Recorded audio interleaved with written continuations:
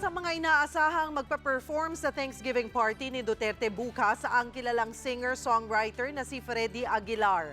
Hanga raw si Digong sa pagiging makabaya ni Ka Freddy. Makikita raw kasi ang pagmamahal ng singer sa bansa sa kanyang mga kanta.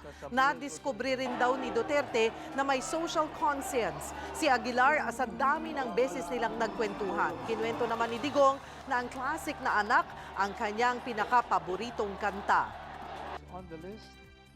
But before... Kasi nung narinig ko yan, nagtino na ako ng konti. Alam mo, 7 years ako sa high school. Baka 7 years rin ako sa college, naloko na.